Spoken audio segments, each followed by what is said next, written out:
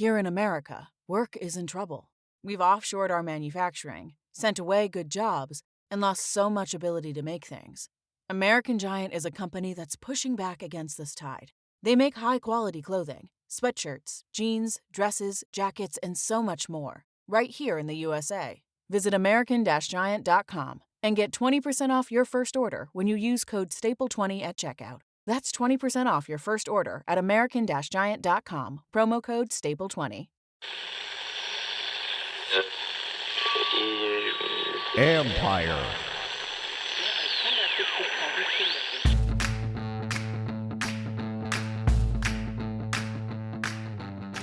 Hello and welcome to my podcast. Do me a favor, subscribe to the John Keim Report. Wherever you get your podcast, you're watching on YouTube, hit that like button, hit that subscribe button. You can find us there as part of Empire Media, AMPIRE. Always much appreciated when you tune in. Don't forget, you can read my work on ESPN.com. And if you want to become a club member, use your laptop, go to the Empire Media YouTube page, see the word join, click on that. I'm doing weekly chat, weekly private Zooms for the gold members. It then gets played for all the other members. So you get a lot more. It's about 40 minutes of just Q&A with what fans want to know from me. And it's just for you club members. So if you want to do that, go there. If not, we're going to keep rolling here, folks, because you get a lot from here just on this page. So anyway, let's get to it. Today is a 5 things I think Saturday. So before I get to that point, I want to start with the news. And that is a couple things. One, as you know, Dan Quinn's going to name captains every week. And this week it is Frankie Luvu.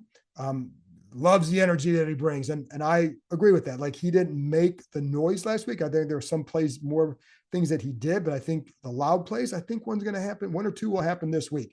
Then Tyler Biadasz had a tough game against did a nice job. He had a tough opponent against Vita Vea last week, did a good job. And now he's got definitely an even tougher one in Dexter Lawrence. So he's another guy. And then the third one is Percy Butler. And I think this is a guy that has, to me, it really had a good summer, and it's well earned because, kind of came along kind of up and down. Felt like he finished strong last year, but I feel like in this system, he's been a nice job. So whether it's deep, he can also come up to the line. But what struck Quinn was how the team reacted when he announced to them that he was one of the captains. He said that really told him a lot, because he said they really reacted strongly for Butler. And that speaks volumes to who you can always tell when they say that, and then the team reacts a certain way. You know what that guy means to the team. And I think that's why they like Butler. He's also a good special teams player. So I think he's been a good third safety. So that's, anyways, so that's where we're at that. Emmanuel Forbes had the surgery on Friday on his thumb. I told you yesterday, didn't think that it would be a long-term thing. And it does not sound like it's still, like there's no IR. So it's possible that he'll be back within a couple of weeks.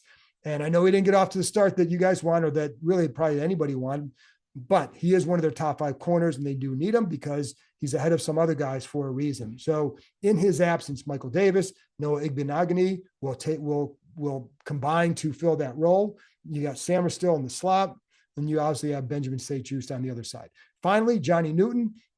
And now I'm taping this before the game statuses are known. So, but it certainly sounds like he's going to be listed as questionable. I definitely think there's a chance he plays this week. And we actually talked to Newton after practice. He felt pretty good. Now they always feel pretty good, right? They always feel like they can play. I think one of the benefits for a D lineman is that there's not as much, like Noah Brown's got to come here and really kind of process this offense, the terminology, all sorts of different things. The D tackle, a lot of times, like, use your technique, get here. You need to be in this cap here. And you have other people, you have Wagner, you have other guys around him that can help with the assignments when need be. So I think that probably makes his transition easier, which gives him a definite shot this week to play. He's got that speed and quickness. I think they're going to like that. It's a nice change of pace with, it actually goes along well with Allen and Payne, but he's a little bit smaller, but he's quick. And so we'll see what even helps. But I mean, it's a lot to ask for his first game, but like I said, definite optimism that he'll play. Anyway, that's it. Now, Malik Neighbors from New York also sounds like he's going to play. He was on the injury report for a day or so, but it certainly sounds like his knee is okay. And that's what Brian Dable told Giants reporters on Friday. Let's get to my 5 things right now. And I'm going to do this every week. And to me, it's better than just a regular game preview, because this is a lot of stuff that I've picked up during the week, just trying to provide you a lot more insight to make you a more informed listener, viewer, whatever. Okay. So let's start with Jayden Daniels, because everything starts with Jayden Daniels. And what are some of the lessons that he would have learned last week? There are two plays that I think that the lessons can be learned right away. And they both involve Terry McLaurin. Now, not the deep one down the left side. We saw that, like, that's an easy one, just a little bit more loft. You had it, it was there. You'll hit it next time. The other ones involve just kind of on the go decisions. And one of them was the back shoulder fade to McLaurin. There's two lessons out of that one. So the first lesson for McLaurin is maybe getting a little bit more of a tighter split on that alignment, giving him more room to get outside, but also to keep and maintain the outside, because the corner was able to squeeze him a little bit to the sideline. So that fade was kind of taken away. The other lesson for Daniels, and this is where the chemistry starts to develop.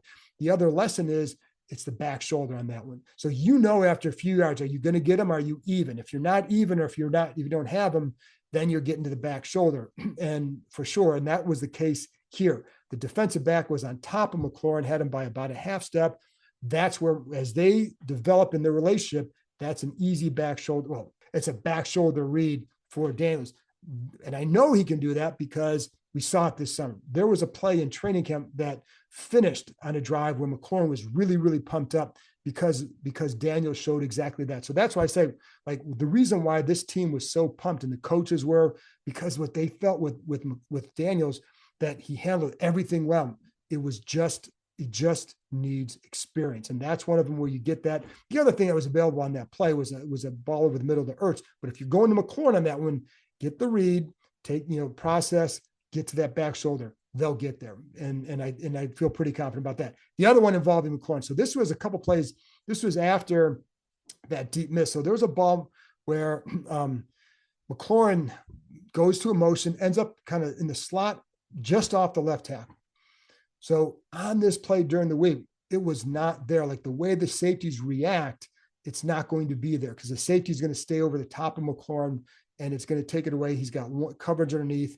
Well, on this play, the safety kind of stops and then slides over to the outside.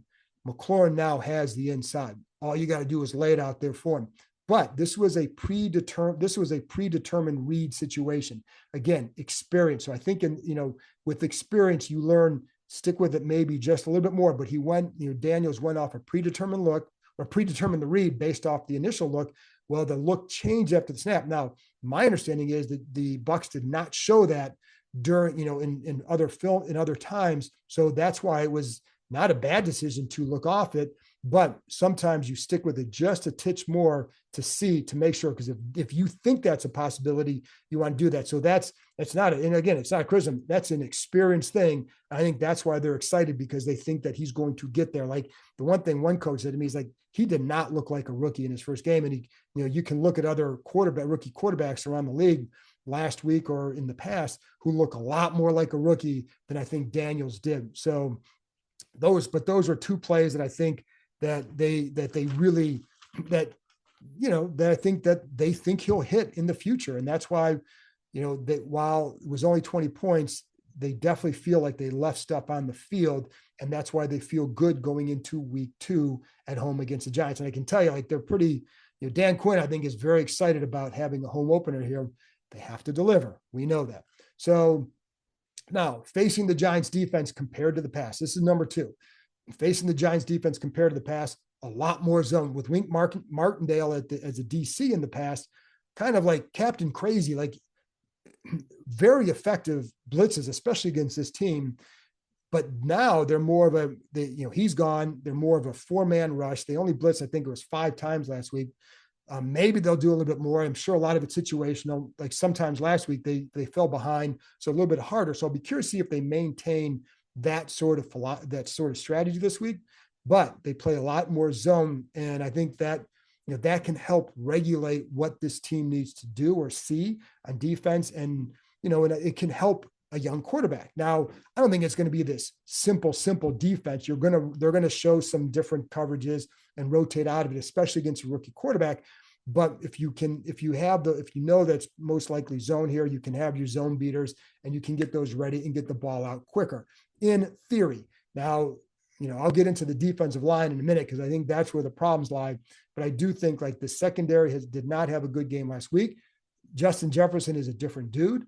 And so, that's just different, but there were definite holes and gaps if you can at least give him some protection and then get the ball out. And one of the strengths I felt like for Daniels this summer was getting the ball out. And he looked good in practice. And one player told me part of the thing is that he looked like Tom Brady in practice. Now he's being a little bit facetious, but the point is that's how much confidence they had in him and how he looked this summer. So I think that's why they feel good going forward, both Sunday and then beyond. But it can allow for a quick release and maybe, an unobstructed release for the receivers. Whereas last week, a lot more man. Now there's a pro and a con with them, because with the pro, with the man coverage, you beat that, you got a shot down the field. And they had a couple of those that they just didn't hit. And whereas with zone, everything's going to be testing your patience. And I think one of the things I think that's good about Daniels is he is a patient guy. Like, despite all these big plays at LSU, I think he understood, like even last week, if it's not in, there were times where he was a little bit maybe more cautious with the ball. And I don't think that's a problem here, right? So take the profit and just move the chains and then get for that big kill shot, right? So I do think he's going to have a couple really big plays in this game, especially for home crowd. Like, these are the kind of guys that make big plays in these situations, right? The guy who is just somehow just a little bit different. So, I think he's going to be pumped up. I think he'll electrify the crowd. And, that's my little guess there. And I just think that's who he is. That's the kind of competitor he is. But you've got to be patient. Do not force it. You do not want the turnovers in this game, because as we've seen against the Giants, probably the number one thing that's turned those games in the past are the turnovers. You got to avoid those. And that goes back to strip sacks, et cetera. I'll get to the D-line in a minute. Hey, it's Bram Weinstein here, voice of the Commanders, and of course, frequent guest of this podcast, the John Keim Report.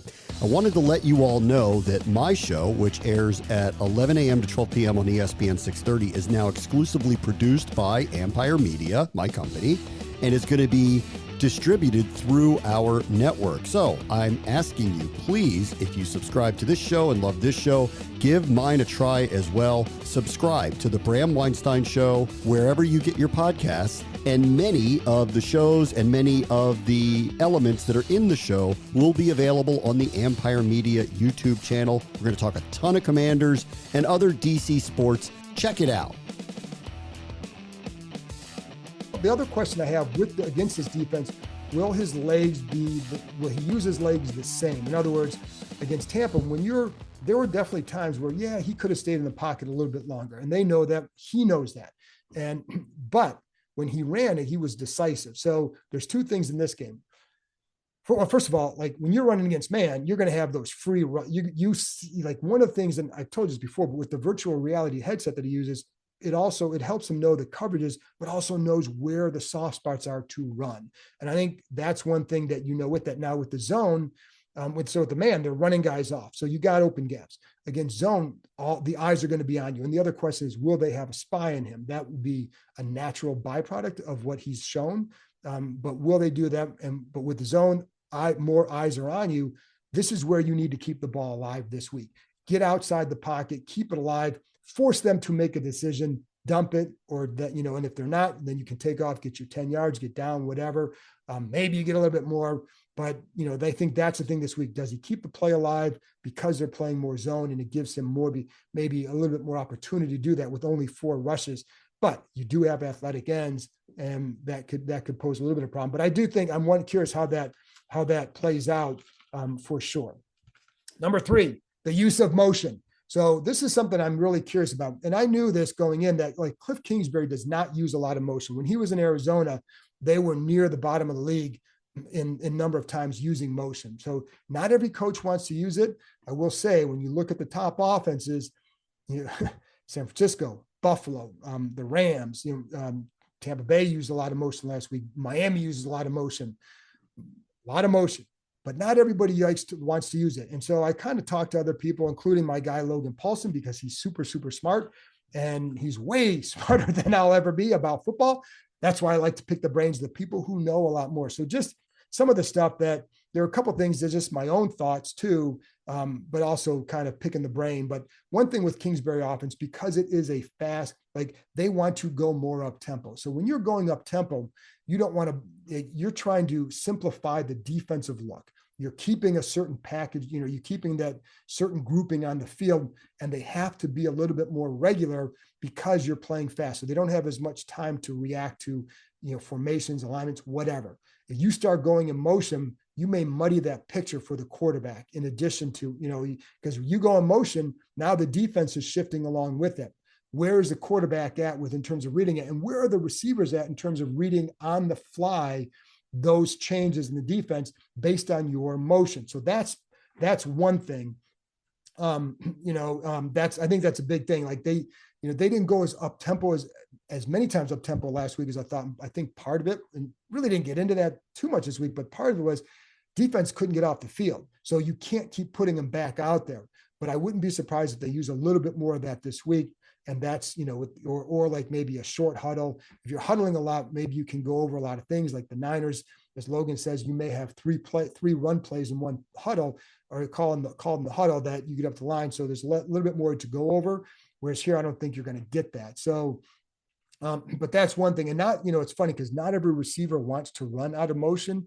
The other thing is you have to, as Logan explained, like, if you're going to do that, you better know as a receiver how to run routes from each of those spots, because you're going to end up, you're starting here, you're going to end up over here. The only way to do effective is if you can run routes from each of those spots. Otherwise, it's kind of, it's a wash. But I'd be curious too to see how do they develop in this area, because two reasons. One, Anthony Lynn was with San Francisco. Adam Peters comes from San Francisco. They know the value of motion. Now, Brian Johnson was in Philly last year. They were one of the lower teams in the league. I think it was like the second least amount of times in motion, whether it's set at the snap or going or speed motion, at the snap. So curious to see, do they build to more motion, and do they run more this week, or are they going more up tempo, in which case maybe they don't need to run so much this week. I like motion, as your offense gets going, because to me, it forces the defense, you're forcing the defense to test their rules and their communication skills. Not everybody's really good at it. Now, some are really good at it and it won't matter. So I think that's one of the values of it. And then is it a speed motion? Is it just a motion to detect, try to give some clues to the quarterback? And again, sometimes you can give too many clues. You don't want to give too much. You don't want to overdo some of those clues, right? And just kind of bog down the thought process or the speed with which a guy can play with, but you do want to, help create a clearer picture for them. But that's in theory what the up tempo can do for them. So let's see how that plays out this week. Do they do more or not?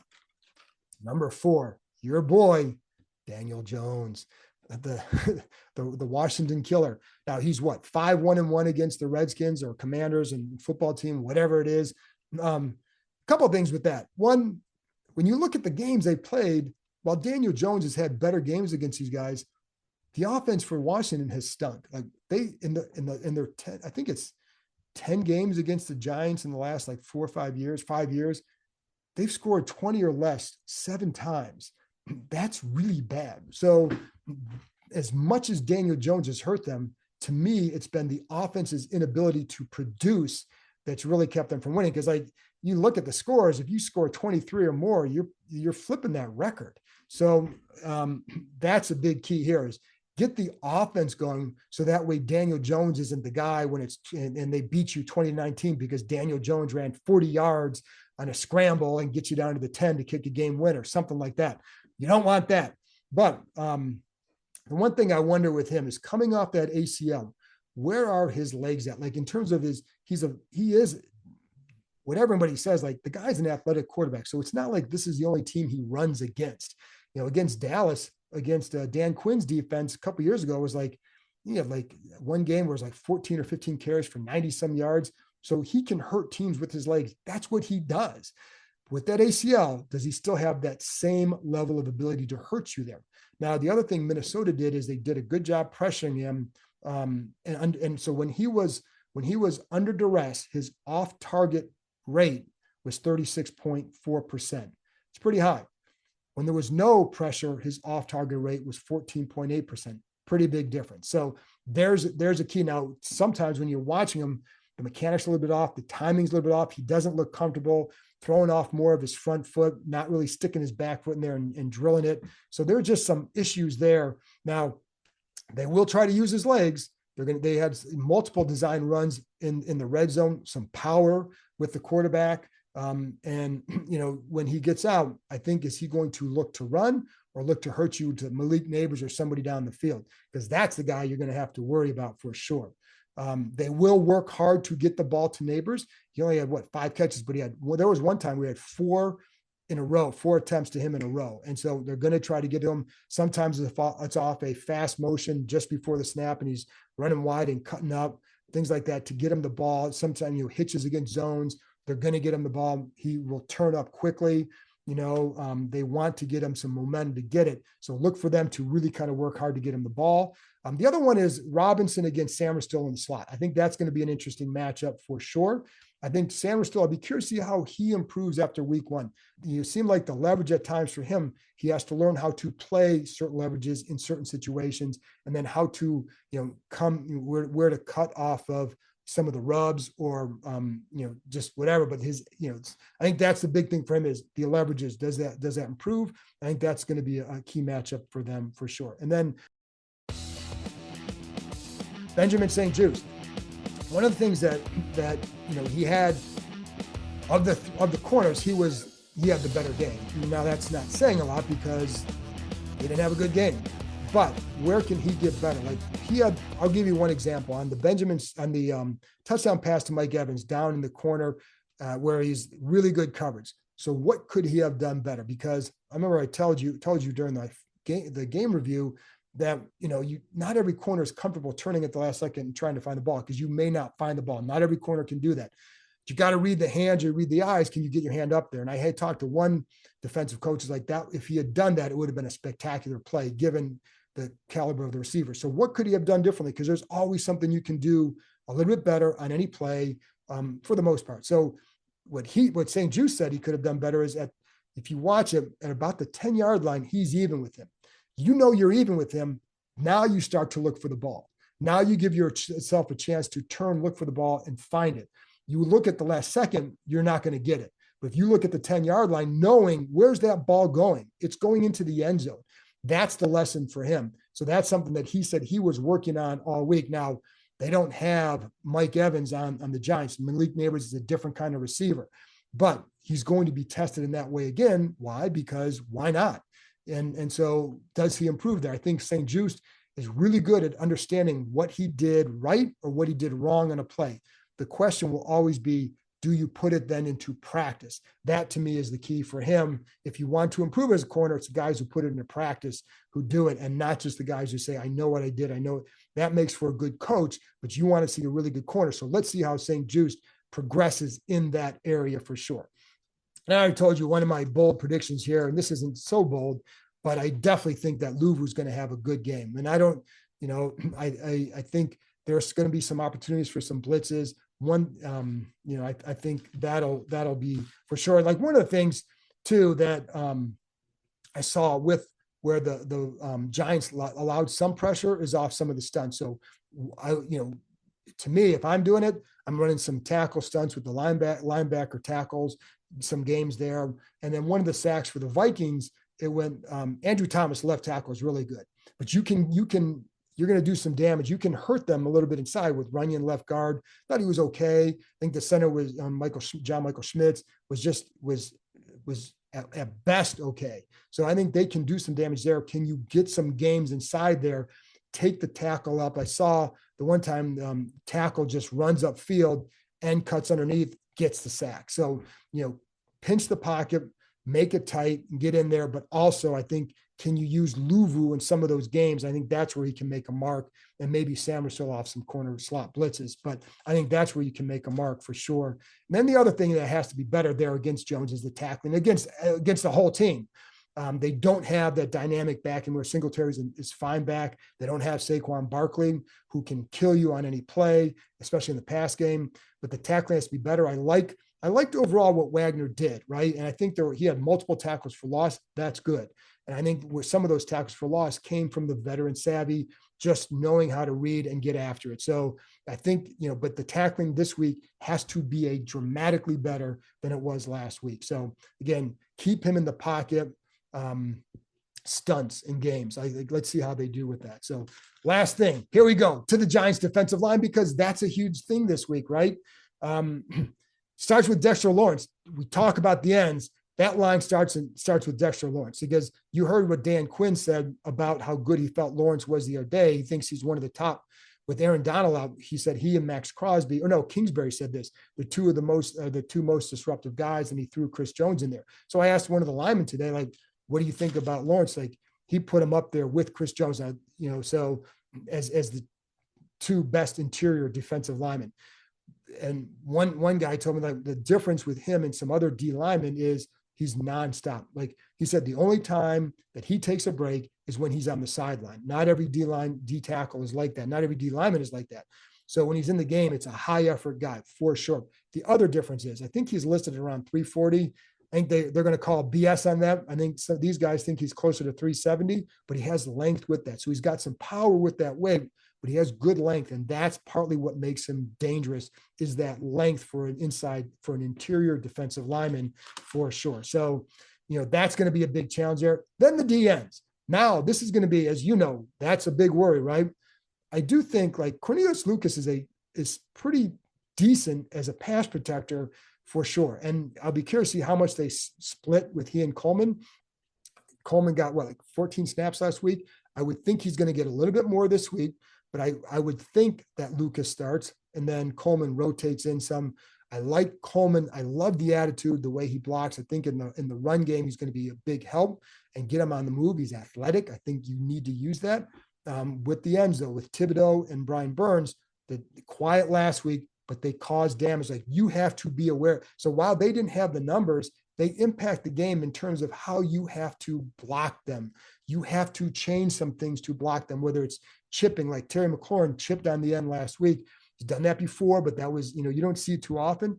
He'll have to do some of that. Like, you can do it by alignment. Maybe you line the tight end just a little bit off the tackle, force the ends to be a little bit wider, and then you chip. And then now you're giving the quarterback a little bit extra time to do something with it, because by the time they get to the tackle, now you do something.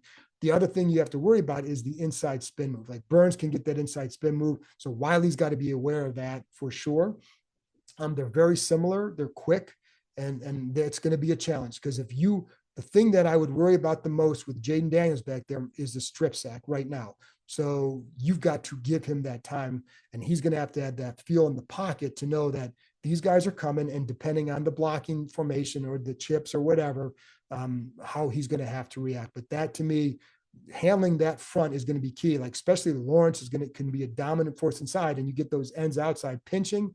Now you got problems. I will say, when Lawrence is out of the game, run at the Giants front, because now Cherokee is a really good linebacker, but I would do that because Lawrence is that good.